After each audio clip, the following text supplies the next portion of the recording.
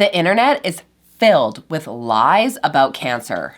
Don't be fooled, watch this video. There is a ton of conflicting information online about cancer. If you're feeling confused or overwhelmed, you are not alone. As a cancer survivor myself, I wanted a single source of truth to help guide me through cancer. Someone I could listen to and trust so I knew I was doing all the right things. In this video, I'm showing you 7 cancer lies and the scientific proof to back it up. The last cancer lie, it's gonna shock you. But let's start with number 1. You need to be vegan after cancer. Let me tell you the truth about eating vegan to fight cancer. It's not necessary. Now, if you choose to eat vegan, that's wonderful. It's a really valid choice for some based on ethical reasons. But research shows that omitting meat or animal products to help lower your risk of cancer or a cancer recurrence, well, it doesn't make a difference. Instead, focus on the foods you need to include. There's a lot more power in including specific foods than taking them away. Here's an example. Fatty fish like salmon or sardines, they are filled with rich omega-3s. These are proven to reduce your risk of cancer, especially breast cancer. Or berries are rich in antioxidants and fiber, and they'll lower your risk of cancer or a cancer recurrence. So you can completely recover from cancer and stay cancer-free while still eating animal products. If you want to lower your risk of cancer, you do not need to stop eating meat. Okay, on to cancer lie number 2. Soy fuels hormone-positive cancer. There is a long-standing cancer lie, and it's time to set the record straight. Soy has a similar chemical structure to estrogen.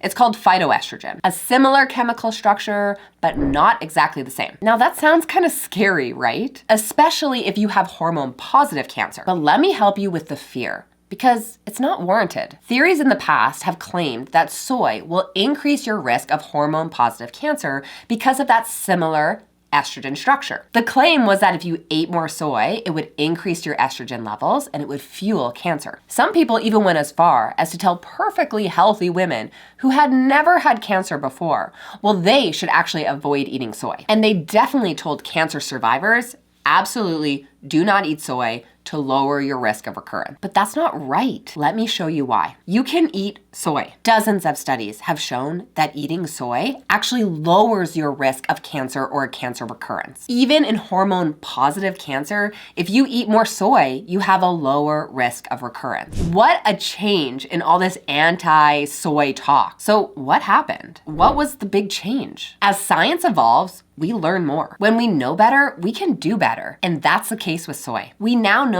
that soy is safe and we can adjust our actions accordingly. Now, what about hormone-positive cancer? Now, the crazy thing is that these studies actually found that if you have hormone-positive breast cancer and you eat more soy, you actually get the most benefit. The research says that eating soy is not only great, but you can actually reduce the risk of hormone-positive breast cancer recurrence. Literature has shown time and time again that eating soy reduces the risk of cancer recurrence and reduces the risk of death. So if you're feeling uncertain and scared about eating soy and the effects it will have, you can now feel confident going ahead and eating it. Okay. On to cancer lie number 3. You can only get cancer with a family history. A family history of cancer can increase your risks of being diagnosed with cancer, but this is only for a small percentage of people. Only about 10% of cancers that are diagnosed are genetically linked. These numbers are actually really small when you look at the big picture of cancer. Many stories of women with cancer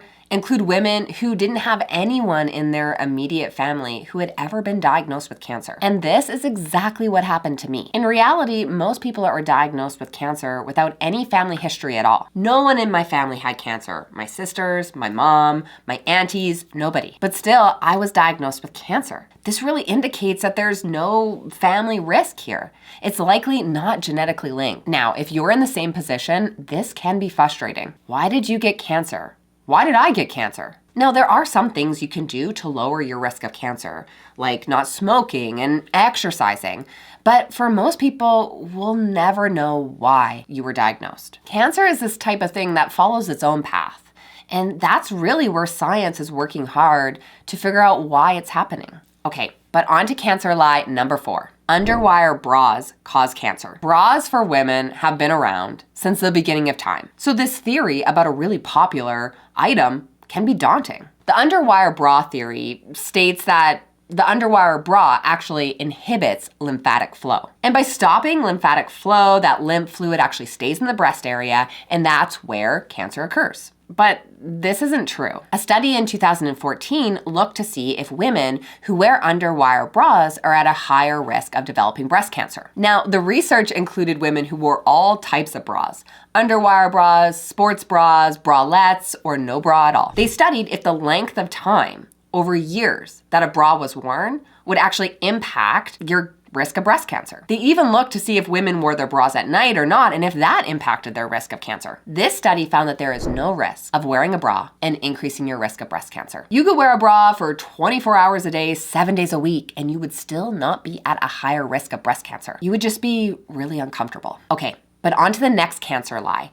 Antiperspirant causes cancer. Has anyone ever told you that deodorant or antiperspirant, it actually causes cancer? Let's debunk this myth. Some say that using antiperspirant or deodorant, it actually stops your body from sweating. And because you're not sweating, you're not able to release the toxins from your body, so they build up and cause cancer. And that's actually why a lot of women are diagnosed with breast cancer, and it appears in their lymph nodes in their armpit area. Okay, but what about the claims about aluminum or parabens in antiperspirant? These claims that aluminum or parabens actually cause cancer, well, that claim came from a study that was conducted in petri dishes. Now, the amount of parabens or aluminum that was used in this study was way higher than you would ever be exposed to through using antiperspirants or deodorant. So we need to take this study with a pretty big grain of salt. When you're exposed to such high quantities, there's a risk, but almost no one is exposed to that amount. So when we use other studies that looked at real life use of deodorant and antiperspirant,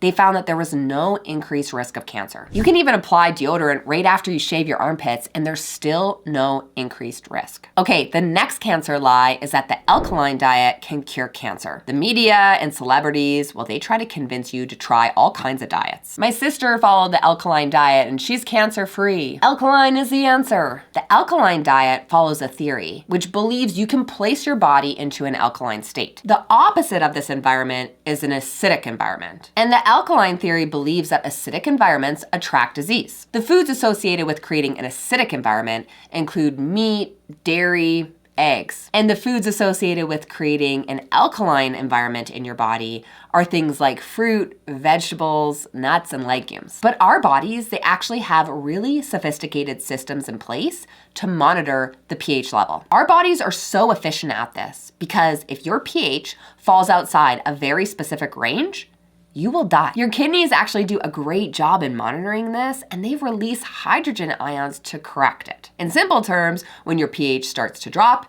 your kidneys release more hydrogen ions, and when your pH starts to climb, your kidneys release fewer. But our bodies also have many different pH levels depending on the substance. Saliva, blood, urine all have different pH levels. Now, this is where the alkaline diet has convinced people of cancer curing potential. It claims it can change the pH of your blood. People claim that cancer grows in an acidic environment, but cancer doesn't grow because of that. Cancer actually creates an acidic environment. Cancer has a really high metabolic rate, so it creates an acidic environment as it grows, meaning that as it grows, it actually excretes metabolites, which creates the environment around it. So cancer doesn't develop because of an acidic environment. It actually creates it. But either way, you have absolutely zero influence over the pH of your body. Okay, and this is the last cancer lie that you're being told, and this one's gonna surprise you. It's definitely controversial, so let me walk you through the science. The last cancer lie is that sugar fuels cancer. Now, is sugar really the hidden culprit as to what's causing cancer? Here's what you need to know. Contrary to popular belief, it's actually not solely about just one ingredient, like sugar.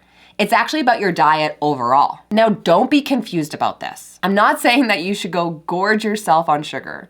That's not good for anyone, ever. But occasionally enjoying the sweeter side of life, that's not gonna cause your cancer to come back. It will not fuel cancer cells. It does not cause cancer. We've seen this proven over and over again. Unfortunately, there's a really strong message online scaring cancer patients about sugar. This has caused a lot of problems.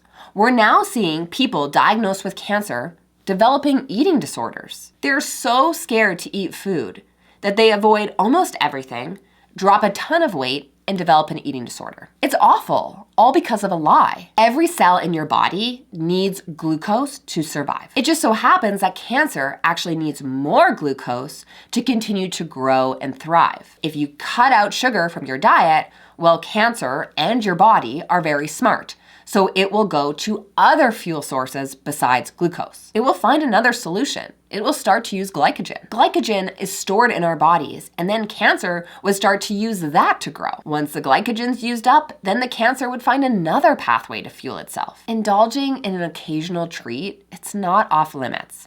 But moderation is key. If you want to have an ice cream cone with your kids or go out for dessert with your girlfriends, then go for it. Enjoy. That's part of living life, especially after cancer. And sugar from fruits are 100% safe. Anytime that a food contains both sugar and fiber, you can rest assured that it's safe. It's a healthy option, and that's the case with fruit. Okay, so now that you know these cancer lies, the next thing that you need to know are 9 steps to healing from cancer. This is exactly what I did to heal from my stage 3 cancer diagnosis, and I'm 7 years cancer-free. Click the link here. I'll see you in the next video.